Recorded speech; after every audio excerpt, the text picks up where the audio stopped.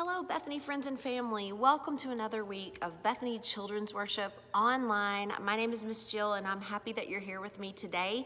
I'm excited to get to talk to you about one of my favorite parts of God's big story. Now, this is also going to be our Advent story for today, and it's from the Jesus Storybook Bible, so you should have your corresponding ornament that you can decorate and put on your Christmas tree or somewhere around your house for today. And the story that we're going to look at today is from page 100. I believe it's 100. Yes, 100 in the Jesus Storybook Bible. It's called 10 Ways to Be Perfect. I'm going to read it and show you the pictures, and then we'll talk a little bit more about it when I'm done. 10 ways to be perfect. And this is from Exodus 16 and 17 and 19 through 40. So there they all were, grannies, granddads, babies, uncles, aunts, children, moms, and dads, out there in the middle of the desert. They had blisters from all the walking. They were hungry and thirsty and much, much too hot. "We don't like it," they said. "It stinks." And so did they, for that matter, because no one had taken a bath in weeks. Now remember, because this is something that they had forgotten, God had done amazing things for his people. He'd hidden them inside of a cloud. He'd moved the sea. He had set them free. But God's people still weren't happy. They didn't care about being free. Wasn't it better when they were slaves, they said? At least then they had lots of nice food to eat. God doesn't want us to be happy, they said. And it was the same lie that Adam and Eve had heard all those years before. God has brought us out here to kill us. God doesn't love us. But they didn't know God very well, did they? See their faces, they're angry and grumbling.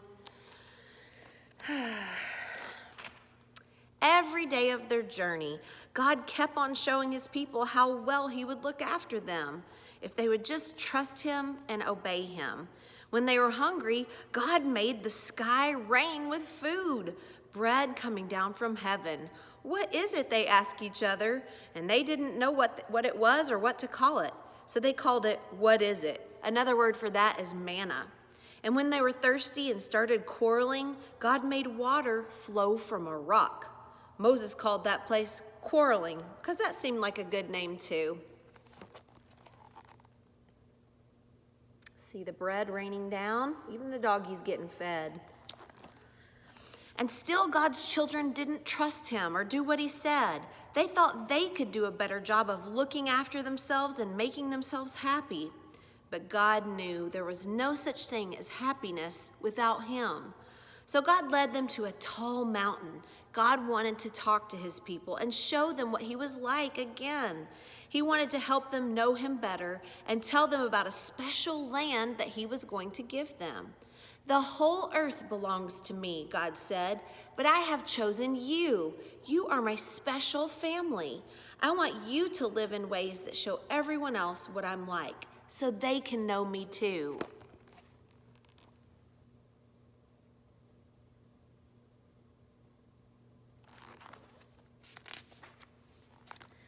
God called Moses up the mountain. The great mountain shook.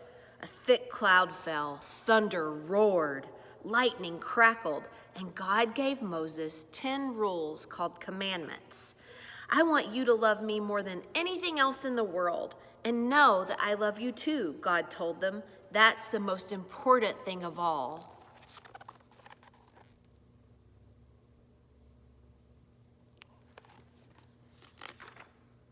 God gave them other rules, like don't make yourselves pretend gods. Don't kill people or steal or lie.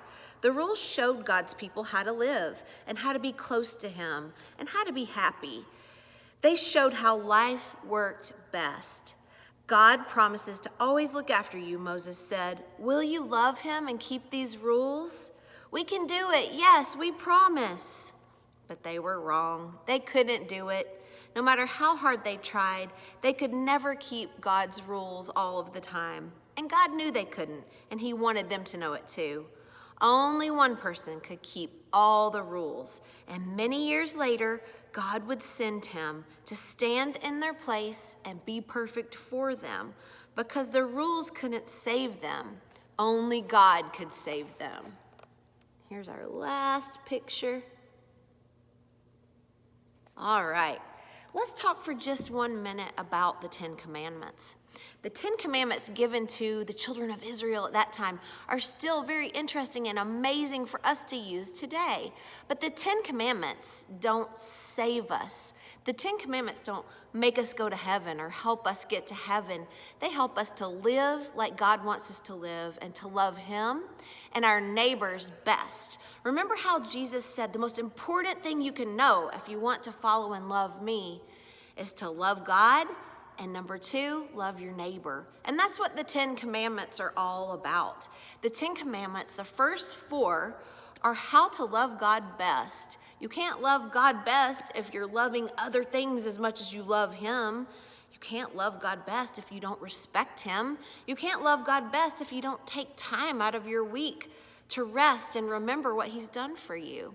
And then the last 6 commandments in the 10 Commandments are about loving your neighbor. You can't love your neighbor very well if you're going to steal from them or kill them or tell them lies. So the 10 Commandments are basically a sum up of those 2 things, love God and love your neighbor. Now, the children of Israel needed the 10 Commandments because they had forgotten a lot of that. They had been living away from God. They had been living as slaves. They had seen some really hard times, and they'd forgotten how to live and how to love God and themselves and each other best. So God gave them the 10 Commandments not as a way to get to heaven, more like this. Can you guys see what this is? This is a map. This is a map of Michigan, actually. And the children of Israel needed a road map to get back to living and loving God the way that He wanted them to, because they were His special chosen family. And all the people in the whole world would be looking to them to see what God was like. And of course, later on, the most important person to ever live would come from this family. And who was that person? That's right, Jesus. So the 10 Commandments are about loving God and loving your neighbor. And God gave the 10 Commandments to the children of Israel to be like a map for them so that they could come back to the ways of loving Him and loving each other best so that all the people in the world could eventually know more about Him.